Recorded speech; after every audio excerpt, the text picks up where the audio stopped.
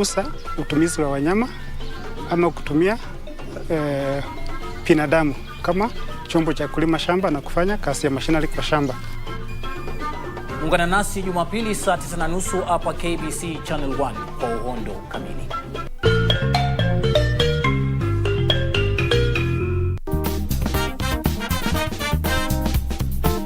Sexual harassment in the office place is an uncomfortable topic for both employees and employers, but it's a conversation that must be had. The working conditions are supposed to be favorable for you to be productive in that workplace. The animal sexual harassment in the newsroom has been such an eyesore, a scandal that we hardly speak about. And these perpetrators thrive. They thrive on silence. Be sure to tune in this Sunday to the Dadas Show at 4 p.m. only on KBC Channel 1.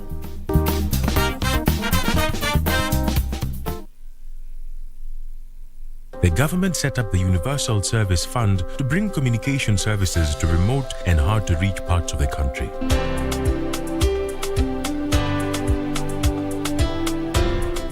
We are ensuring that no one is left behind in our journey to a digitally transformed nation. Communications Authority of Kenya, opening your world.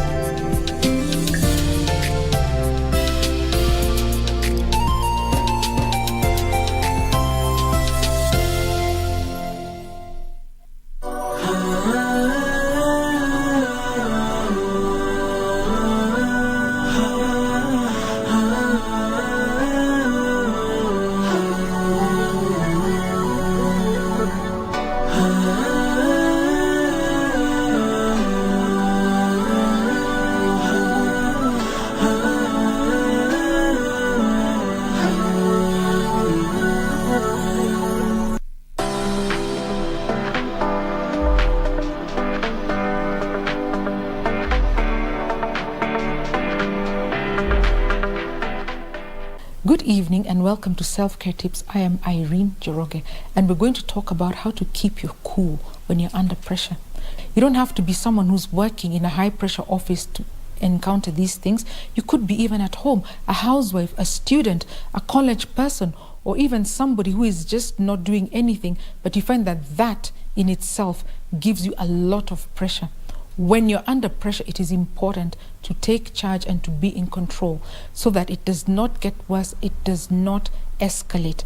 Remember, anything we discuss here is indeed helpful, but always seek the advice of a doctor or a medical professional who will help you through some of these things. If you have ever experienced burnout, you know how important it is to always take a breather. When you don't take time off, you'll find yourself doing things over time. After 3 years of living like this, you could find yourself on the way to a meltdown. When you experience a meltdown, here are the signs. Number one, you become scatterbrained. You actually don't have thoughts that are in line, your thoughts are not processed, and you also look frazzled and disorganized. At the same time, you're not performing. You seem to be doing things, but you're just running on the spot, just doing things on auto mode. This is definitely a sign of meltdown. And when this happens, you can be sure that the next call you're going to get is from human resources. Therefore, take a breather. Keep your weekends for yourself. Get me time. Don't let it be always about pressure, always about work, and always about looking for money. Of course, these things are very important, but at the same time, you need space. You need a break. Take time to pray. Take time to relax. Take time to spend time away from your work. And this way, you will survive any burnout or meltdown. This is Self-Care Tips on how to keep cool during times of pressure. I am Irene Joroge.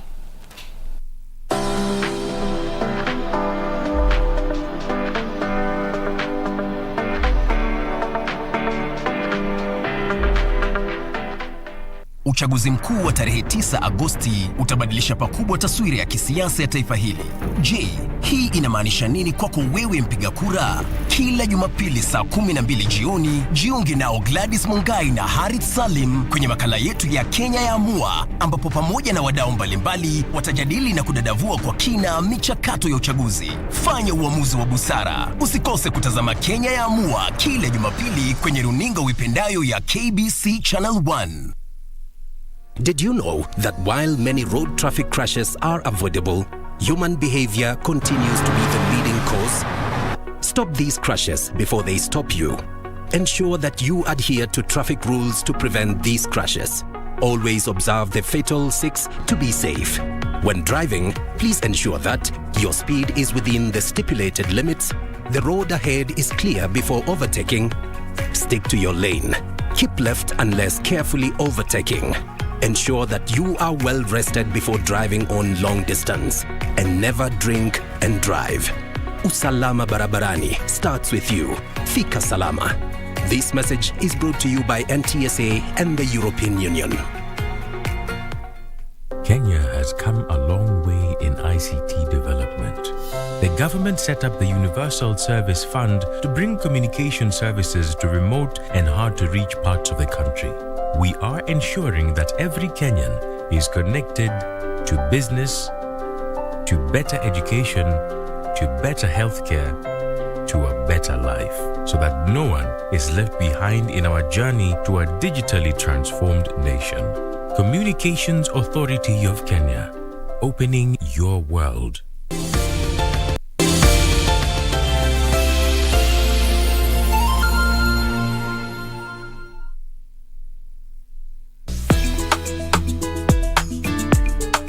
Nikusike wapi? Kwa kona board. Hapo ni wapi? Niko hapa kuna board na bwanga hapa karibu na nini na Epiglottis. Nini unafanya huku ndani? Nilikuwa nakula andasa. Mama, si chakula mingi. Nyaka tu katogo mama. Mimi kwa sai I am taken. Mimi sina haja na mahusiano. Mimi nakupa tu pesa zikusaidie wewe mfukoni. Checho dadabe, afure kankeme. Ngamia iko wapi? Hii ni mfereji ama ni ngamia?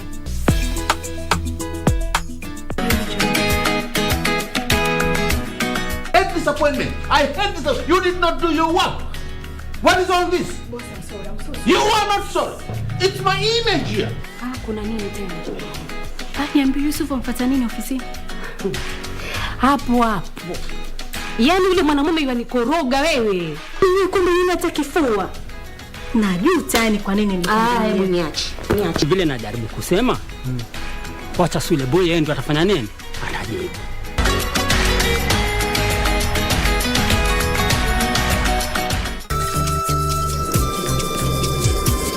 You are shaking and vomiting. The ancestors are very angry. What can I do? 5,000 shillings.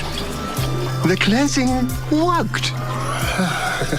Please help me, my son is dying, please. To see a doctor. A doctor? We are the doctors. He's sick, very sick. These books are a waste of time. You had no right at all. Hatutaki dawa zako.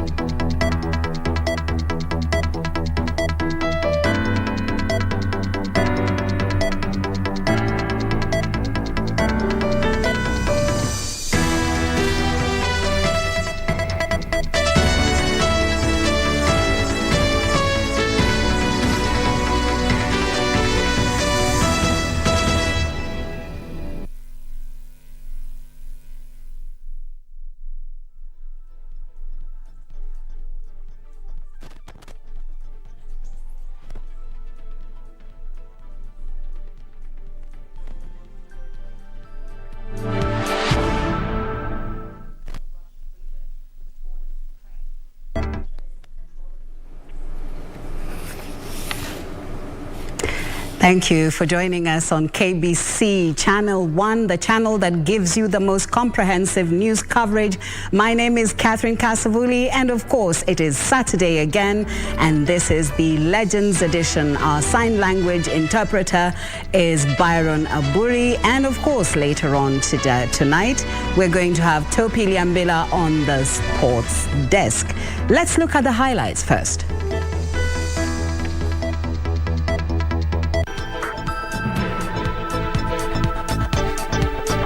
We'll expect kupita, lakini kwa kwanza tusa welcome surprise kwangu.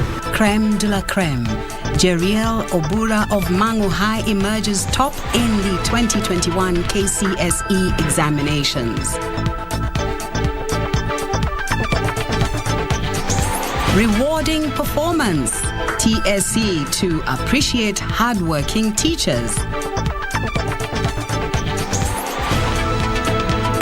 Mwai Kibaki's final journey. The body of the late former president to be interred in Nyeri on Saturday, the 30th of April.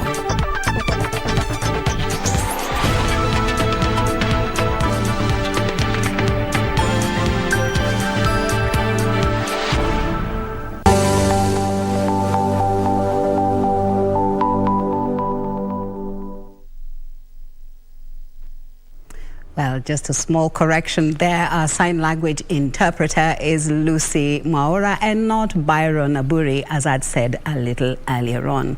Well, the country continues in a somber mood, remembering our beloved President Mwai Kibaki, who passed on yesterday.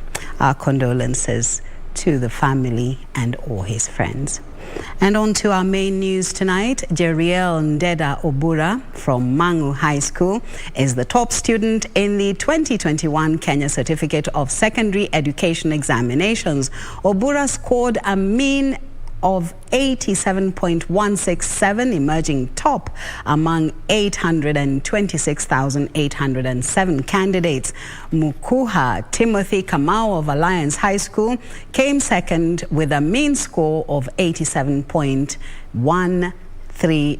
Education Cabinet Secretary Professor George Magoha, who made public the results Saturday, said Brenda Kiprotich of Kipsigis Girls topped in the under 16 year-old candidates with 87.96, followed by Brian Detty with 86.7. Purity Museo with the details.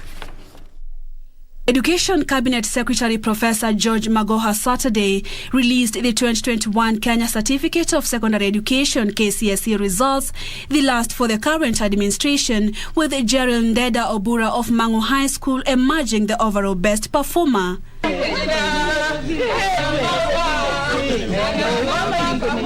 Other top-performing students included Shekina Peter of Kenya High School, Daniel Ouma Mshindi of Light Academy, Brenda Cherotich of Kipsigis Girls High School, Job Ngatia Mugane of Strathmore School, Pritia Ariona of Kapsabet High, Caleb Mutethia of Mangu High, Melanie Nelima of Kenya High, and Millicent Wamuru Minor of Kenya High.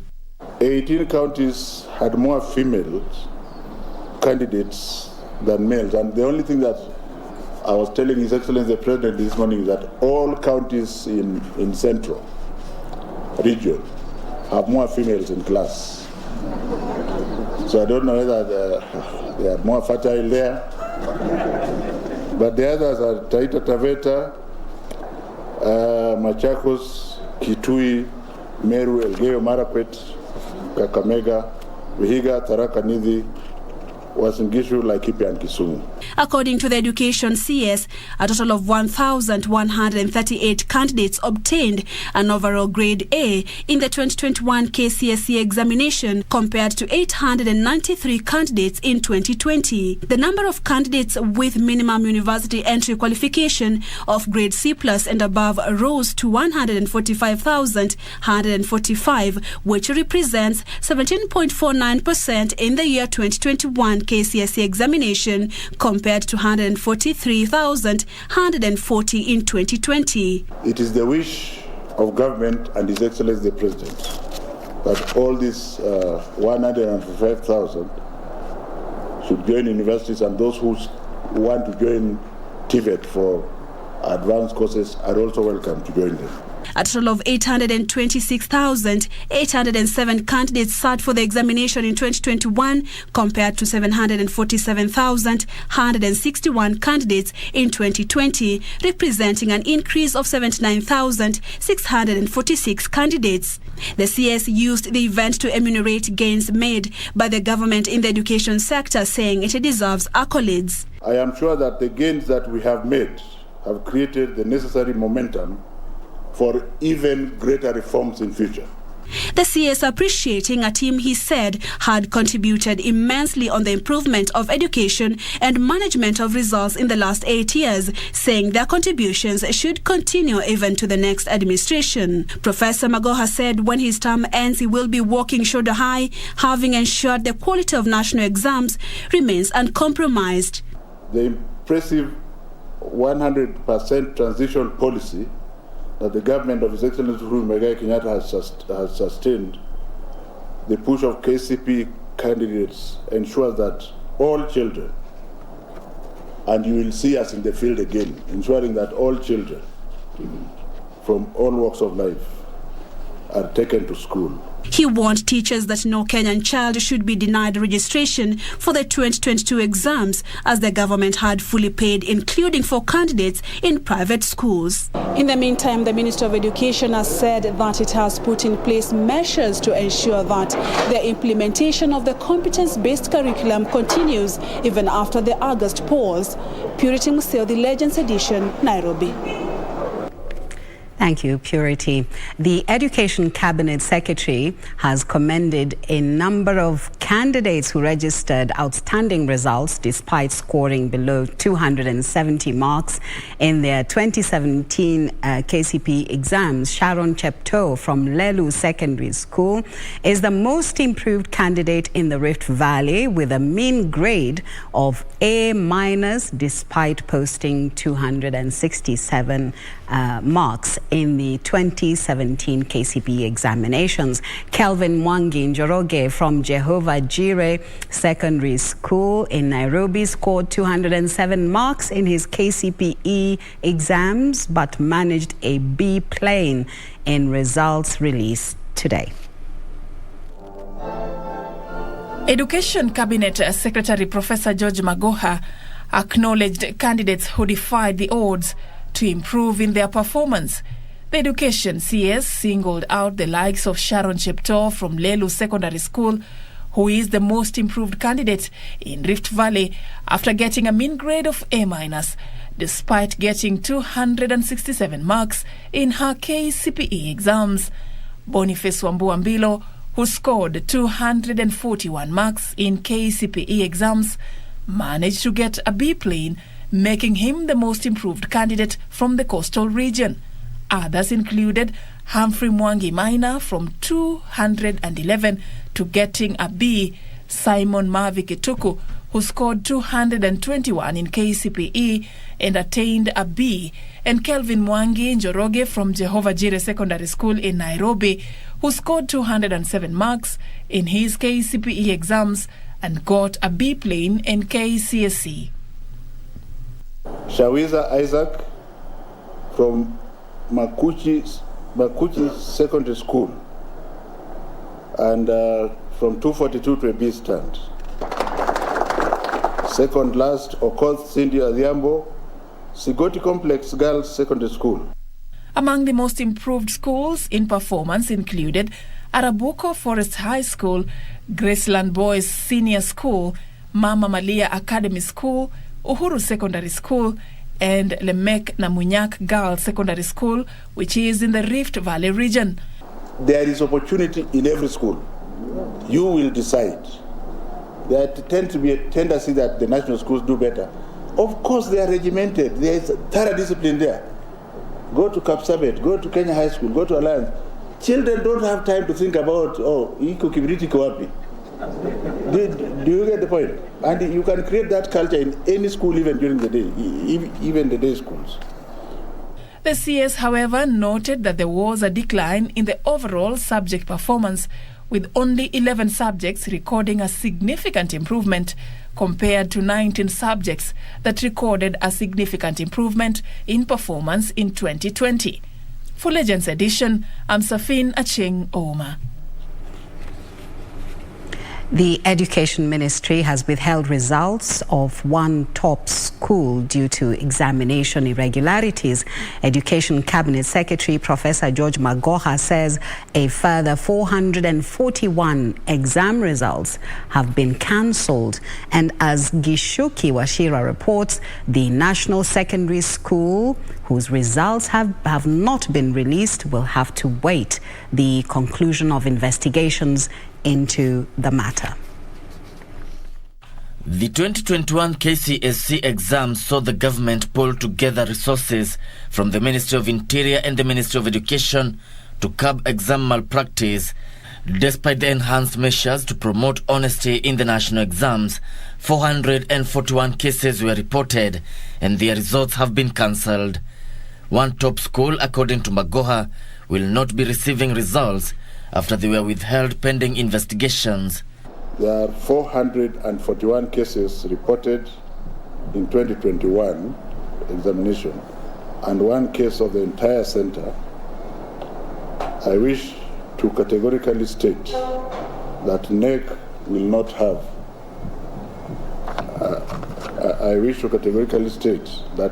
NEC will not have any mercy. You know what mercy means? On examination offenders. The Education Ministry is confident it has dealt with vices such as exam leakage. We shrink wrap our material and ensure that there are 8 security features. And we also use the Ministry of Interior and the Ministry of Education to ensure that 2 people open. And those locks are manufactured somewhere and you can't duplicate the key. So the issue of ever leaking, that one, you use it for promotive and speculative purposes because it doesn't happen. Among the 441 cases of cheating, 211 students were found with unauthorized materials, 223 students were found in possession of mobile phones, while 8 cases were of impersonations and 1 student had caused disturbance. We have withheld results for one very big school, pending further investigation, because we want to be fair, that anybody who is found attempting to interfere with the integrity of the exam will be dealt with squarely. Kenya National Examination Council Chairperson John Onsati urged stakeholders to instill honesty in learners as they prepare for the grade 6, class 8 and Form 4 national examinations. Gishoki Washira, Legends Edition. Thousands of students are celebrating tonight after posting exemplary performance in the Kenya Certificate of Secondary Education Examinations, whose results were released on Saturday. We caught up with some of them, and here are the sentiments. Niliposikia jina yangu nilikuwa na furaha, watu waka pia ndugu zangu walikuwa na furaha sana. Kwa hivyo tukasherehekea matokeo.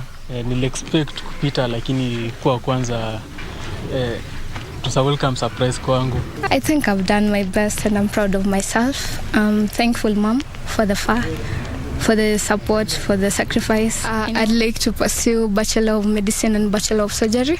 Yeah, at any top university or even outside country. I didn't expect it. It came as a genuine shock, but I'm still happy, nevertheless. I want to study law. Now we're just deciding on where I'm going to attend. Yeah, I felt excited about it. I did not expect to receive such news. I was just waiting for him to finish so that I can send my index number to the code so that I can get my result.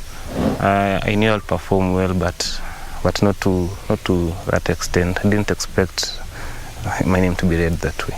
I really thank God because all the hard work that we did, all the nights we didn't sleep, all the extra work that we did, and everything that we put into this journey was indeed a success. I'd like to be an economist like our late President, Mr. Kibaki, so maybe I can replace him in the country. I feel so happy, excited, overjoyed, and overwhelmed.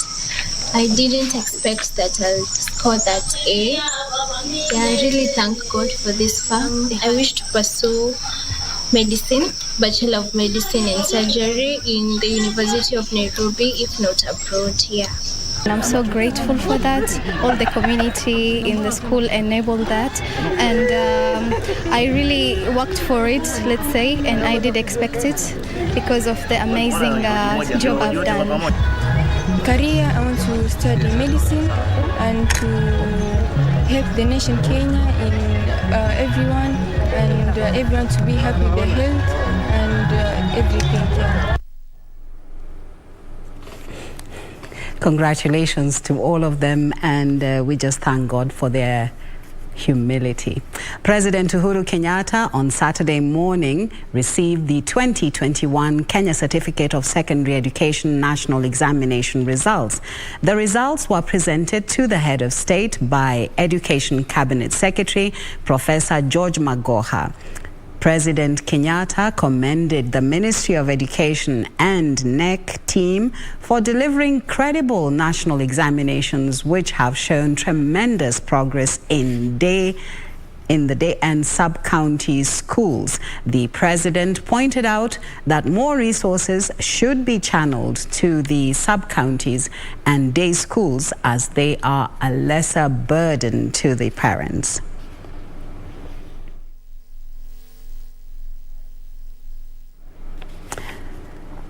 The Teachers Service Commission has commenced a program that will recognize hard-working teachers.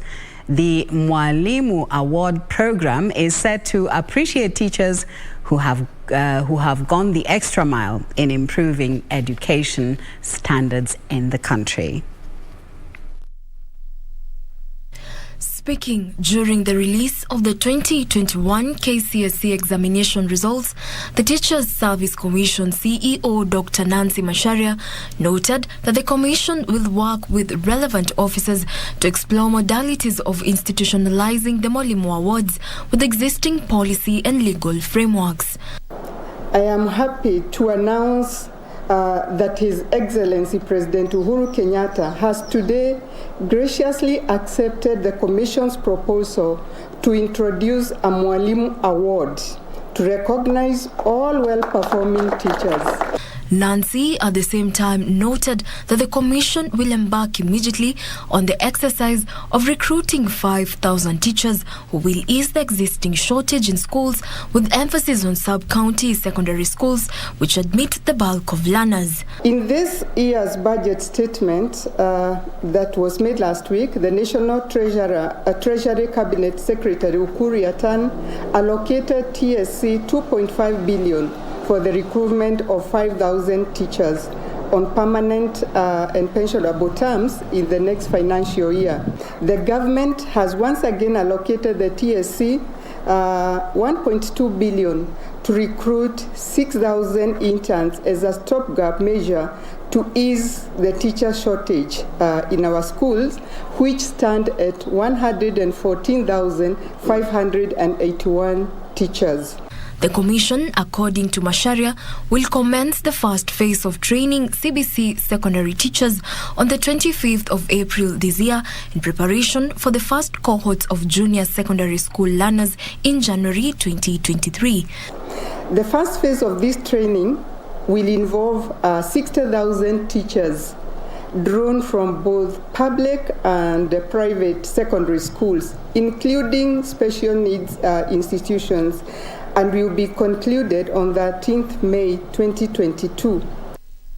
The training, to be concluded on the 13th of May, targets to train all the secondary teachers by the end of this year. Jacqueline Macharia for Legends Edition. Well, thank you for watching the Legends edition. Of course, tonight we have our Living Legends segment, and we are interviewing Ambassador Burudi Nabwera. Well, this is nostalgic. Please don't go away. Stay right here.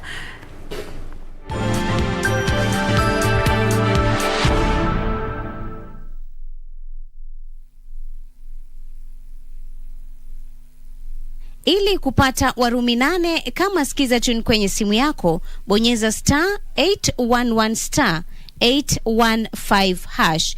Nina hakika kwamba hakuna kinachoweza kukutenga na upendo wa Mwenyezi Mungu. Si kifo, si malaika, si vitu tulivyokuwa navyo au tutakavyokuwa navyo, si mamlaka au chochote kitakachoumbwa. Warumi 8:38 hadi 39. Kupata Warumi 8, bonyeza *811 *815#.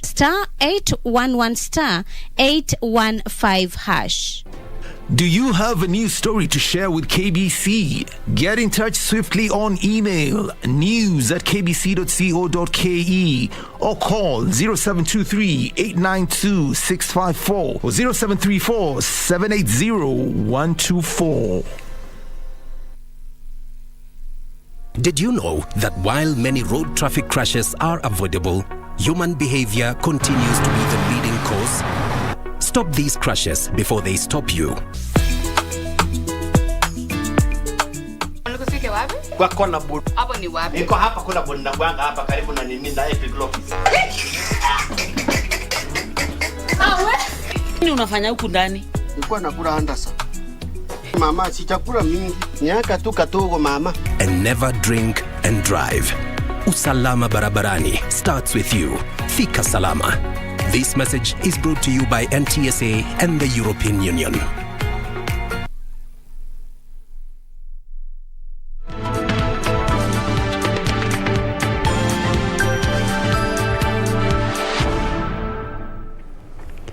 Thank you for watching the Legends edition.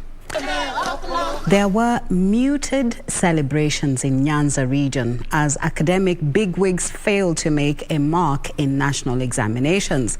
The academic giants were outshined by the likes of little-known St. Paul's Akoko Secondary School in Bondo, Siaya County, which produced the second-best student nationally amongst extra-county schools. Achola Simon with the details. In the past, non-academic bigwigs in Nyanza region would be leading the way in celebrating impressive results in the national secondary examinations. Saturday, however, there was subdued celebrations across the region as bigwigs posted average returns in the national examinations, with most failing to produce top students or even appear in the top schools nationally in the exams. Most important in the tiny, sleepy village of Akoko in South Sakwa, Bondo Sub-County, Siaya County, it was a little-known St. Paul's Akoko Secondary School that was in celebrations. The school producing the second-best student amongst county schools across the country. To ask parents that this is a testimony that we can produce results. If we get good anti-behavior, we can produce results. Let them give us students with very high marks and will not disappoint them. Eric Owino beat all odds to score a straight A in the just released results. For enabling me to perform this well. I didn't expect to appear in the television. I must say that this is a dream come true. I never expected this. And then I'd also like to thank the school, my beloved principal, and even the teaching staff. Eric has been doing well right from Form 1. He has been doing very well. I can remember when in the mocks, he did us proud. He was the best. When teachers were marking like English, some of them photocopied his English writings as a dummy to go and challenge their learners with. So Eric has been doing very well. This exemplary performance earning him a token from the institution as a sign of appreciation. I told him that if he gets grade A, then the school will give him Kenya shillings 25,000. And Maseno had the third best student overall in the special category and had 22 straight A's, but had no candidate amongst top students in the country. Achala Simon, Weekend Edition, Siaya County. Congratulations to the student and also to his colleagues, his peers, his teachers, and his parents for the effort that they have put into this. Well, former President Mwai Kibaki will be laid to rest on Saturday, April 30th at his Othaya home in Nyeri County. Interior Cabinet Secretary Dr. Fred Matiang'i has said the former head of state will be accorded a state funeral with the highest honors, which will be held at Nyayo Stadium on Friday, April 29th. The body of the former head of state will lie in state at Parliament buildings for 3 days, beginning Monday, for members of the public to pay their last respects. Ben Chumba reports. The flag of the Republic of Kenya. In line with President Uhuru Kenyatta's directive that the late President Mwai Kibaki be accorded a state funeral, National Funeral Steering Committee for the late President Mwai Kibaki has unveiled funeral plans. We have finalized preliminary plans for the state funeral of His Excellency President Mwai Kibaki. First, members of the public will have 3 days beginning Monday to pay their respect to the late former president at Parliament buildings. The President's body will lie in state at the National Assembly for 3 days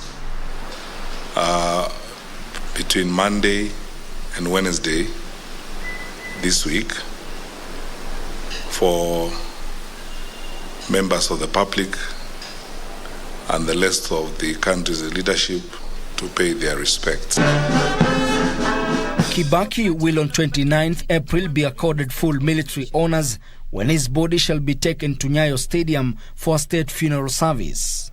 President Kibaki will be given a state send-off with the highest honors because of the distinct service he rendered to our country.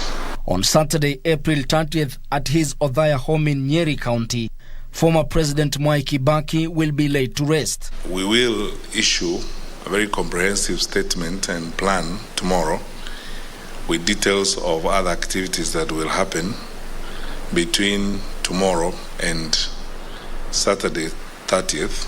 Before then, members of the public and leaders can visit the family of the late President Kibaki at his office in Nyeri, Nairobi on Tuesday and Wednesday next week. We are going to provide the details and the map to the office, and this is where any of those, especially members of the diplomatic corps and any senior members of the public who may wish to visit the family or to convey their condolences in person to the family. Ben Chumba, Legends Edition. A cross-section of Kenyans continue paying their tribute to the late former President Mwai Kibaki. Church leaders from Bungoma County, led by Pentecostal Evangelistic Fellowship of Africa, PEFA, Archbishop John Okenda eulogized Kibaki as a best economist and a man of unity. The sentiments were echoed by Anglican Church of Kenya, ACK Bishop George Mechumo. Kenyans continued paying homage to the late former President Mwai Kibaki, who died on Friday. Pentecostal Evangelistic Fellowship of Africa, PEFA, Archbishop John Okenda has urged leaders to emulate the late former president and foster peaceful coexistence. He was a man who was able to unite this country. We remember all the 2007, 2008, when this country was going to the dogs. It is through his intervention that he brought the unity of this nation. We as PEFA Church will recognize his great achievement. The sentiments were echoed by Anglican Church of Kenya, ACK Bishop George Mechumo. Narok County Governor Samuel Ole Tunai and former Chief Administrative Secretary Patrick Ole Ntutu, while eulogizing Kibaki, say the country had lost a great leader who worked hard to stabilize Kenya's economy. Tunai challenged other leaders to emulate Kibaki, saying his legacy remains the best, following a range of developments he oversaw during his tenure. Kama kaunti ya Narok tunamkumbuka zaidi kwa sababu hii chuo kikuu ya Masai Mara University ni Mwai Kibaki, His Excellency Mwai Kibaki ambaye ametuacha, ndiye ametupatia hiyo chata ya kama kiongozi shujaa ambaye ametufanyia kazi zile barabara nyingi ambayo tumeanza kuona kwa Kenya highways. Yeye ndiye alianzisha. Hata uchumi yetu ya Kenya iliweza kuwa nzuri sana wakati wake na wananchi waliona pesa mfukoni. At the same time, former Labour Minister Philip Masinde, who served during Moi's era, described Kibaki as a humble person who worked diligently and was ready to give service to Kenyans. Masinde noted that Kibaki will be remembered for reviving the economy that was on its knees. Tulifanya kazi vizuri sana na yeye. Alikuwa mtu mnyenyekevu ambaye haja yake ilikuwa kupeana service kwa wananchi, watu ambao walimtuma kwa bunge.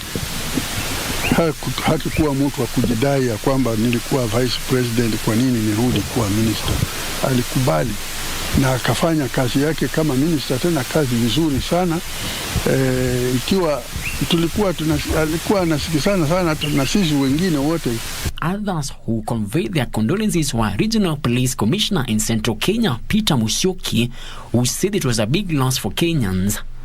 Frederick Mwoki for Legends Edition.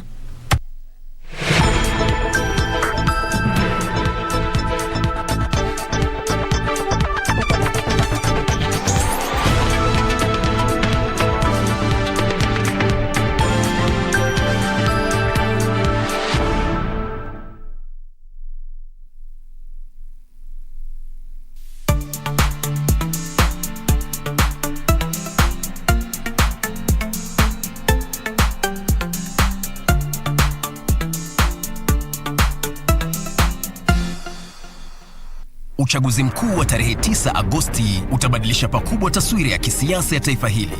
Je, hii inamaanisha nini kwako wewe mpiga kura? Kila Jumapili saa 12 jioni, jiunge nao Gladys Mungai na Harith Salim kwenye makala yetu ya Kenya ya Amua, ambapo pamoja na wadau mbalimbali watajadili na kudadavua kwa kina michakato ya uchaguzi. Fanya uamuzi wa busara. Usikose kutazama Kenya ya Amua kila Jumapili kwenye runinga uipendayo ya KBC Channel 1. Aha, msikilizaji wa Radio Taifa, karibu tena kwenye kipindi kinajulikana kama Rada ni Yesu. Kila Jumapili kinaletwa kwako na rubani unayempenda anajulikana kama Mr. Rafton Igi. Ungana nami kila Jumapili kuanzia mida ya saa 12 mpaka saa 1 usiku. Kuna miziki noma sampulia hii. Najua nitaona mazuri. Mwambia mpenzi msikilizaji, ni kunanga ni kukaskush. Kila Jumapili ninakuletea miziki za mavijana. Kama wewe ni kijana na unataka injili kamili, utaipata hapa. Tuonane Jumapili hii. Sauti ya Mkenya.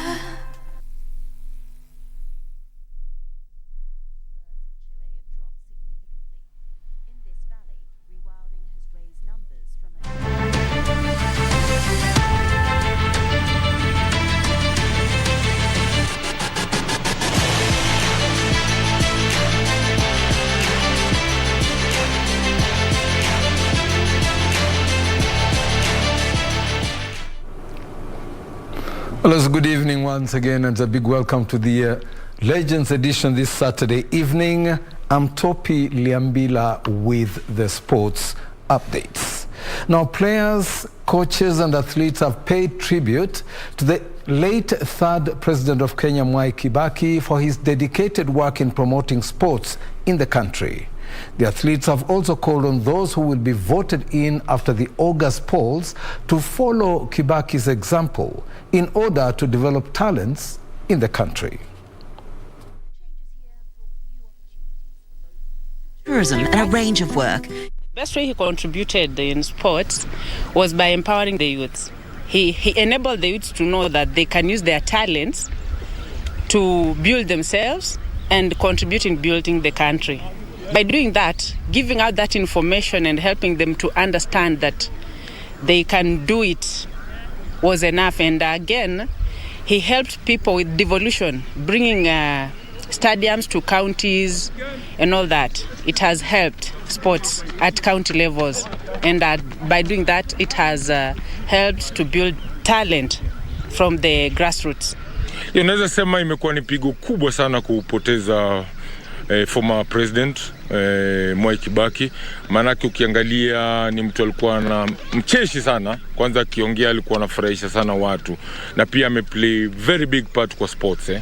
Tukiangalia kwanza kwa golf imeendelea sana juu yake, maanake pia alikuwa anacheza pia pale. Alafu unapata wakati wa Mwai Kibaki ndio hii sports fund ilikuja ikatokea, na imekuwa inasaidia sana, unapata hizi ma federations. So amechangia pakubwa sana, nafikiri tutakuwa tunamkosa. May his soul rest in peace. Kibaki was a good president, I must say, and I grew up knowing him, and I was still a young kid during his reign. So I can't say much about that, but I've read about his stories and how he supported sports, which is the best thing a president can do towards as far as sports is concerned. So yeah, we'll miss him, and we hope that someone will step into his footsteps. Yeah. Sports at that time ilikuwa ni tofauti, and vitu zilikuwa zina flow vizuri. Ukiangalia pia hakukuwa na politics kwa sports sana. Kulikuwa na structures poa, na pia ni mtu pia alikuwa anaji-involve na sports zote all around. Africa 100-meter sprint record holder Ferdinand Omanyala says the international assignments that he has participated in recently have shaped him, and he is ready to compete in the upcoming national trials. The trials are set to take place on the 29th and 30th of April this year at the Moi International Sports Center, Kasavuli. Let's take a listen.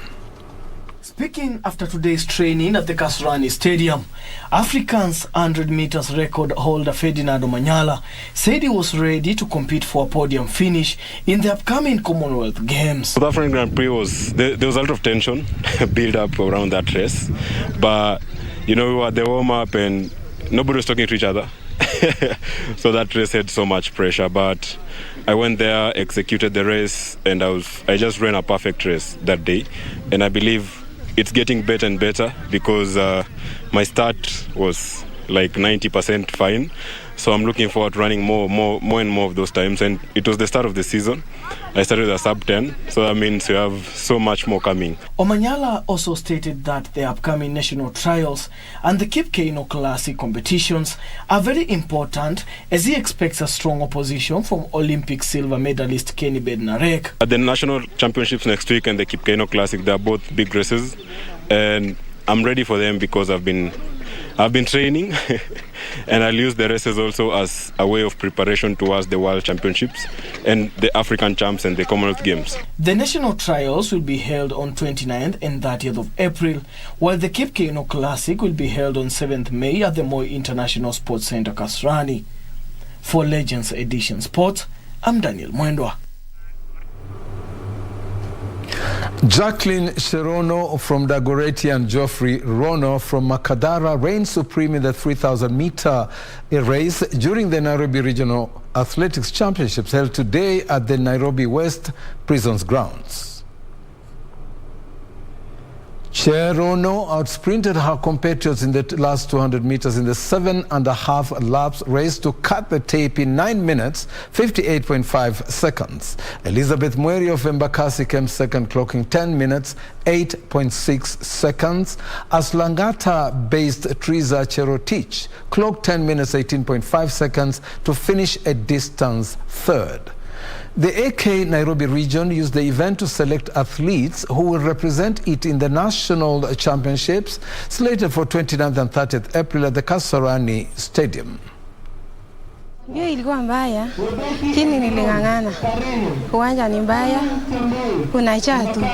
Lakini yote niliona ning'ang'ana. Nikamaliza hiyo race. Si mara ya kwanza nikimbia. Hata last year nilikuja Nairobi Cross. Mimi nikakuwa wa kwanza. Now, KCB Rugby Club technical team left the country for South Africa to attend a coaching and technical preparation training course at the High Performance Center in Cape Town. The 5-member team comprises head coach Curtis Olago, Andrew Amonde, Mariko Mushila, Brian Otieno and Brian Omondi. The technical team will engage in discussions with the coaching and support staff of the DHL's Thomas Rugby Union team and DHL Western Province Rugby. They will also observe DHL Western Province team preparations and training meetings ahead of their Courier Cup tournaments.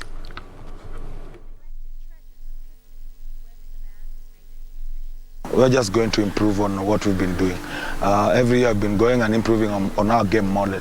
We have a game profile that we use as KCB, and every year we have to keep improving it and playing the best of our rugby.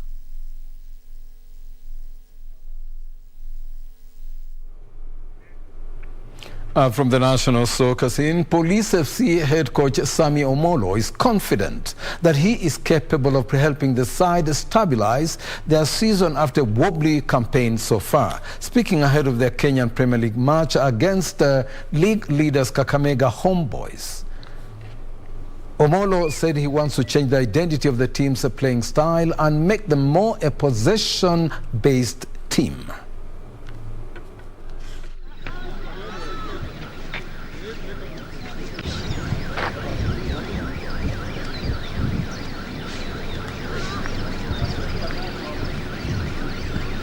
Naweza sema itakuwa ni mechi ngumu sana.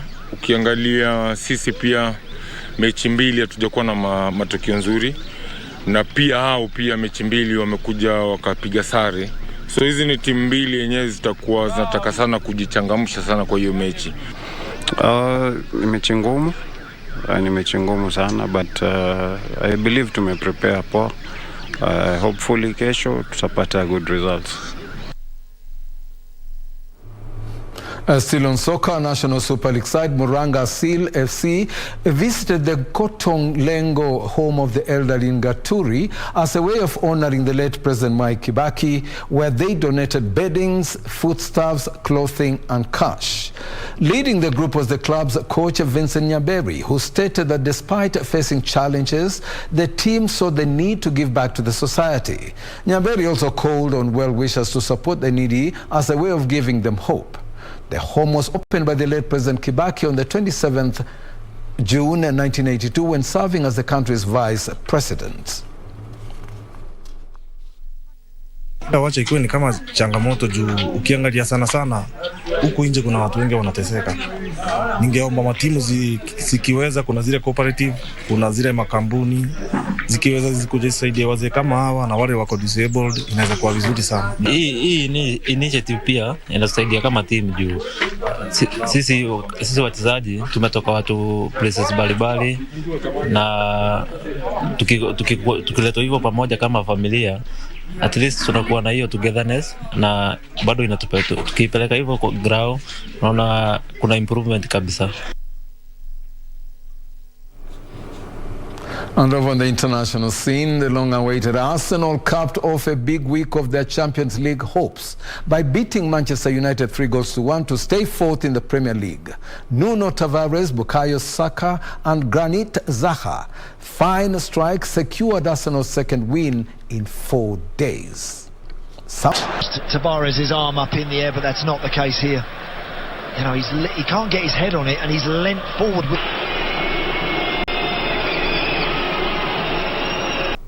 And now across the pond to the NBA. Trae Young scored in the dying seconds as the Atlanta Hawks clawed their way back into their NBA playoffs first round series against Miami Heat. Young netted with 4.4 seconds left to give Atlanta Hawks 111-110. Win to cut the deficit in the best of 7 Eastern Conference first round series to 2-1. Reigning NBA champions Milwaukee Bucks beat the Chicago Bulls 111-81 to go 2-1 up in their series. The Suns won 114-111 despite the absence of Devin Booker, with Chris Paul scoring 19 of his 28 points in the fourth quarter, while DeAndre Ayton ordered 28 points and 17 rebounds as they withstood a 34-point performance from the Pelicans' Brandon Ingram. This is some of the action. It's usually money. To use it, no. Here's Young on the drive. Floater up and good! Atlanta takes a 1-point lead.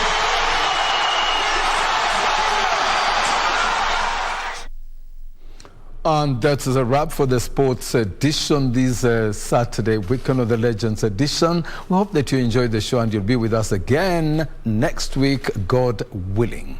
It's been a pleasure. I'm Topi Liambila saying stay tuned and stay safe. Over now to Catherine after the break.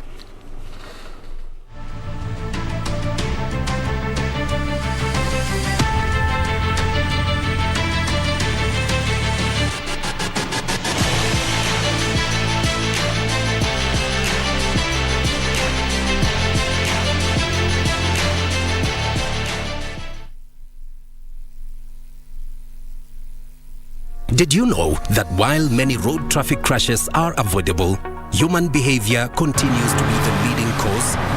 Stop these crashes before they stop you. Ensure that you adhere to traffic rules to prevent these crashes.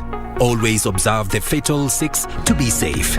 When driving, please ensure that your speed is within the stipulated limits, the road ahead is clear before overtaking, stick to your lane, keep left unless carefully overtaking. Ensure that you are well rested before driving on long distance, and never drink and drive. Usalama barabarani starts with you. Fika salama. This message is brought to you by NTSA and the European Union. Wiki hii kwenye mkulima tutatayarisha sausages za uyoga. Hizi sausage ninatengeneza vegetarians, watu wenye wana choose kutokula nyama. I also made them for people who eat wenye hawakuli nyama juu inawaharibikia.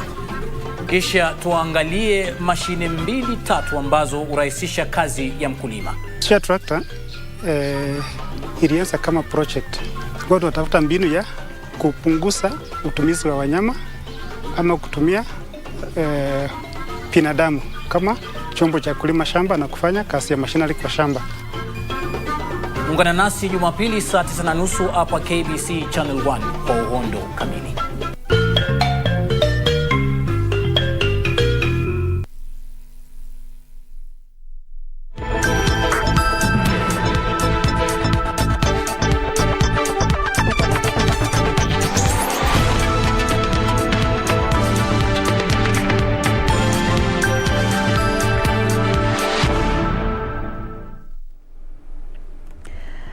As I told you earlier on, Living Legends, tonight's edition of the Living Legends is a tribute to former President Mwai Kibaki.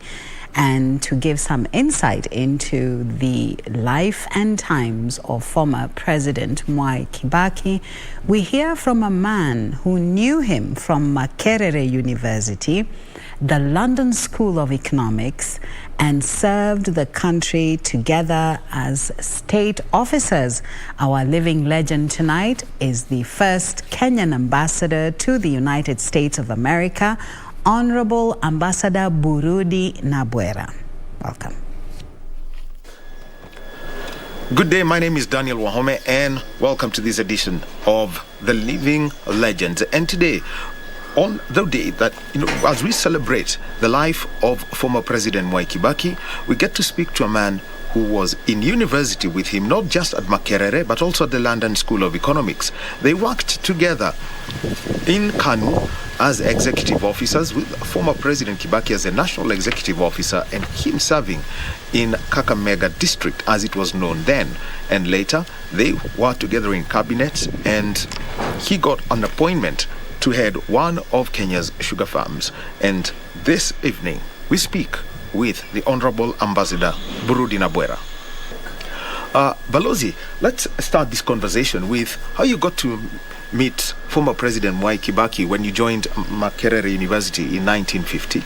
Yes, thank you very much, and that you come that we talk about my very good friend and old comrade, President Kibaki. When I entered Makerere in 1950, President Kibaki had been there for 1 year, so we were together for part of the time. And I came to know him when we were at Makerere. And Makerere Kenyan students, there were not very many, but we knew each other and we used to work as a team.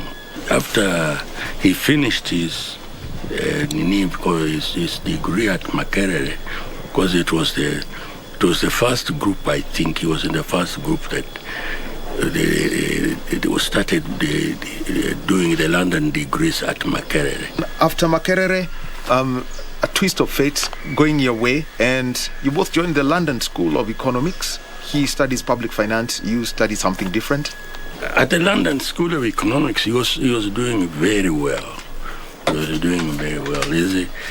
And I think that the President Kibaki is a very clever person. He didn't apply much effort. He didn't do much reading. But he was just somebody will say naturally clever, and he did whatever he was doing, whatever he was reading. He didn't do with a lot of effort.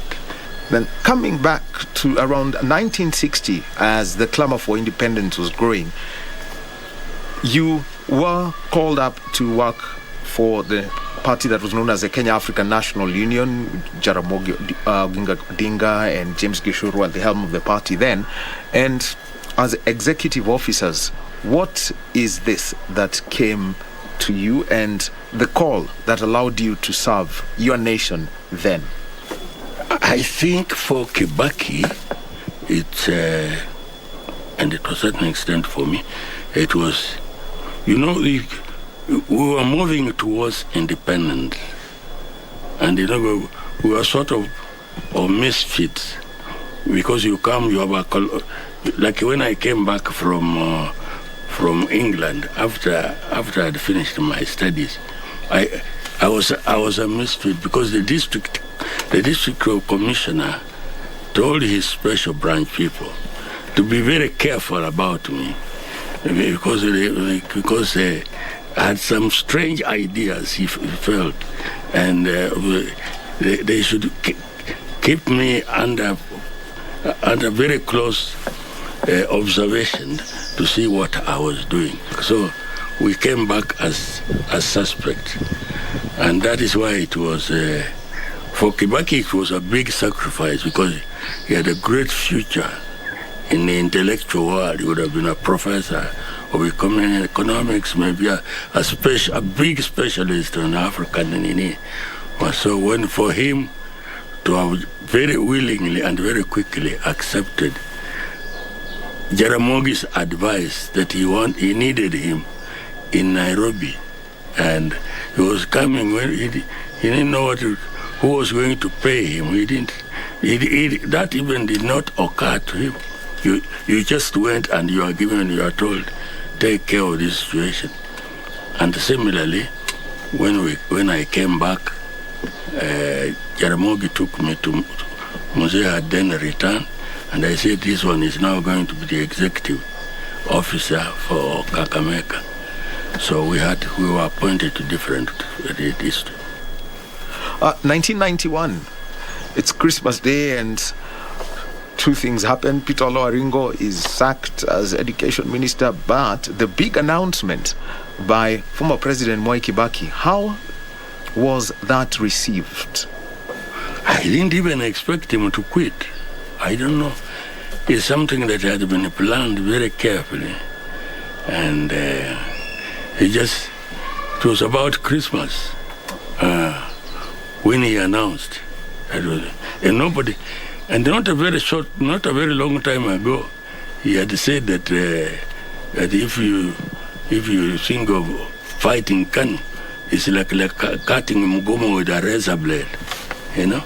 He had said that, and yet soon after that, it didn't take much time. We must have been planning this thing over a period, and it must be something that has been very well kept to a very few friends. But I didn't expect him to quit. I was surprised. In 2002, President Mwai Kibaki was elected president. 2003, all the way up to 2013. What was his approach to the management of the civil service, and more particularly, public financial management? As I say, I don't see any magic that the president applied, except using a lot of common sense. That he looked at the problem, he looked at the country, the economy was doing bad, he looked in it, and it will be like you are holding an ordinary conversation with him. That is the way he would have talked. Why don't we do it this way and this way and this way and that? And then you get in it.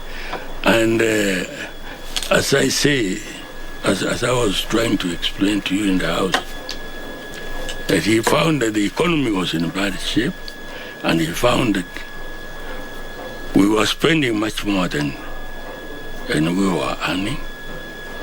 And how do you fix that? Control expenditure. And how do you help the government companies that have collapsed? See how they can internally generate money to be revived on their own. And for the sugar industry, this is what he did. Former President Kibaki appointed you to chair the board of Nzoia Sugar Factory, and tell us what your role was as required by the former president in reviving this production plant and ensuring there was a growing sugar economy. Kibaki, looking at what had happened in 1980, I think, for the sugar industry, he found that it was a very easy matter. And he went further than that by using the money that was already in the Kenya Sugar Board. But for taxation, he just used his economic theory on how to develop a young country. What do you do to develop what to develop a poor country? And as we close, what would be the message that you would like any person who's in public finance to know when it comes to handling the economy of a country like Kenya's? I think what we should have learned and what the future leaders should do is to try and see how President Kibaki handled the economy. Let's manage our economy in such a way that we are able to live within our means. So what we should do now, rather than going for the blame game, let's hope that the new president whom we are going to elect will say, let me see how the past has treated us, and let every Kenyan go the same way,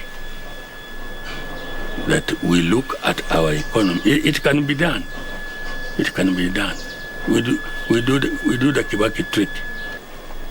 The Honorable Ambassador Burudi Nabwera, thank you very much for giving us your time today as we celebrate the life of former President Mwai Kibaki.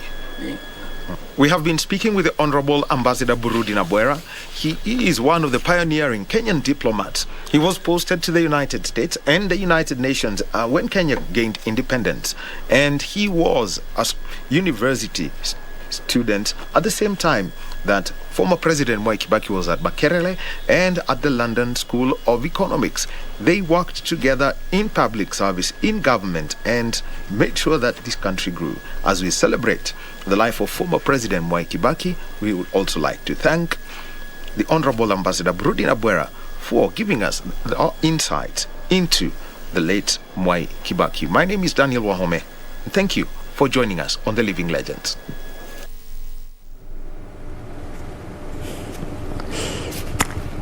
A man of valor, great men of this nation. Well, that's all we had time for you today. My name is Catherine Kasavuli. Of course, our sign language interpreter has been Lucy Maura. And Topi Liambila has just walked out of the studio after giving us a wonderful, wonderful breakdown of sporting events that have taken place and that will also take place. So thank you so much for being with us. We have Ageo here in the studio, and of course Wilson is upstairs, the news director, and all the others that have made this broadcast possible. We just want to say we love you. Thank you so much. We don't take you for granted, and stay safe, stay well. Good night.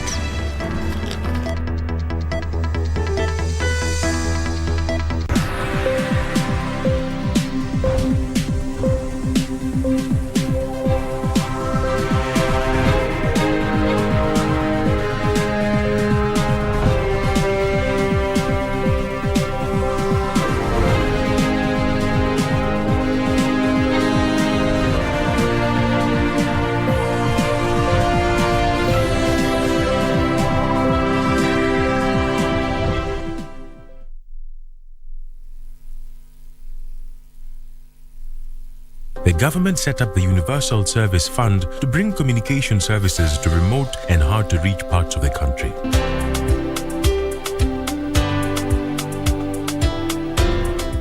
We are ensuring that no one is left behind in our journey to a digitally transformed nation. Communications Authority of Kenya, opening your world. Did you know that while many road traffic crashes are avoidable, human behavior continues to be the leading cause? Stop these crashes before they stop you. You have to make that up. I didn't make anything up. Everything I said is the truth. I swear to you. But didn't I know anything about it? That Gonzalo is often hot-headed, but I think he would be incapable of doing something that despicable. Paulina decides to keep seeing Adria. Will you support your daughter, Gonzalo? And never drink and drive. Usalama barabarani starts with you. Fika Salama. This message is brought to you by NTSA and the European Union.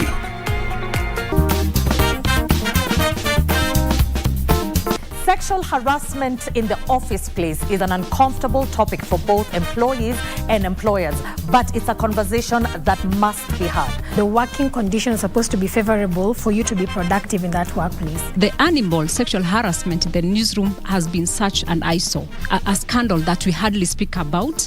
And these perpetrators thrive. They thrive on silence. Be sure to tune in this Sunday to the Dadas Show at 4 p.m. only on KBC Channel 1. Aha, msikilizaji wa Radio Taifa, karibu tena kwenye kipindi kinajulikana kama Rada ni Yesu. Kila Jumapili kinaletwa kwako na rubani unayempenda anajulikana kama Mr. Rafton Iggy. Ungana nami kila Jumapili kuanzia mida ya saa 12 mpaka saa 1 usiku. Kuna miziki noma sampulia hii. Najua nitaona mazuri. Mpenzi msikilizaji, ni kunang ni kukaskush. Kila Jumapili ninakuletea miziki za mavijana. Kama wewe ni kijana na unataka injili kamili, utaipata hapa. Tuonane Jumapili hii. Sauti ya Mkenya.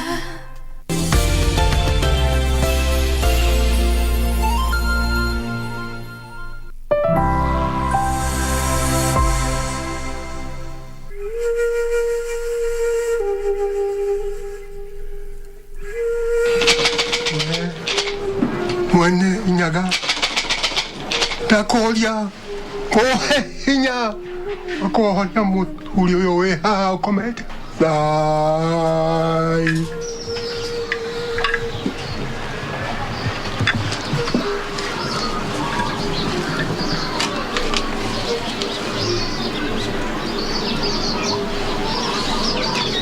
You have fever.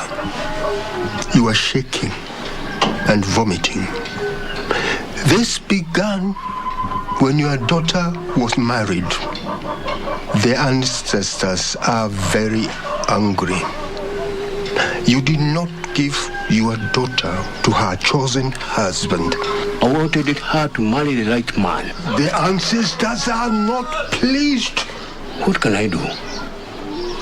5,000 shillings.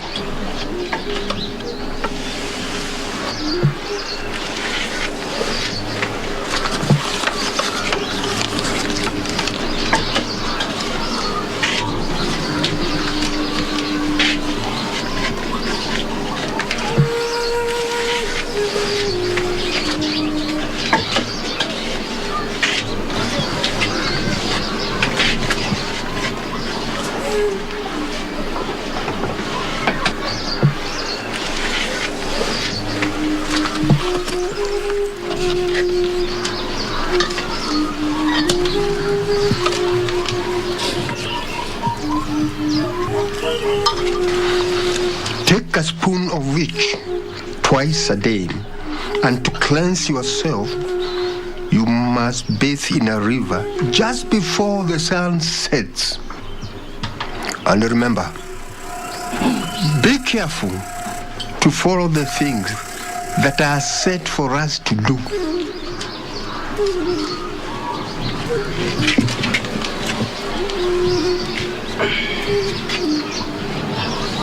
Excuse me, sir. When the shivering continues, remove any warm coverings from your body.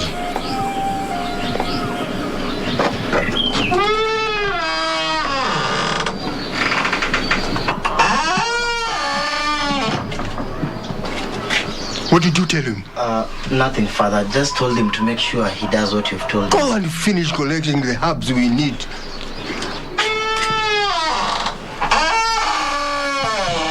So we need some Zingiva officinal, some calcium, ginger, Kukumangias negusis. Stop showing off. So, for your sake, we need some ginger, spear thistle, and basil. Yeah, wise one. You know, at times I wonder if I'm foolish for dreaming of being a doctor. I mean, how would I even pay for it? You will find a way, my love. Don't give up your dream just yet. One day you're gonna make all these people understand that they don't have to live in suffering like they do. Thank you. So where do we get all these herbs? Follow me.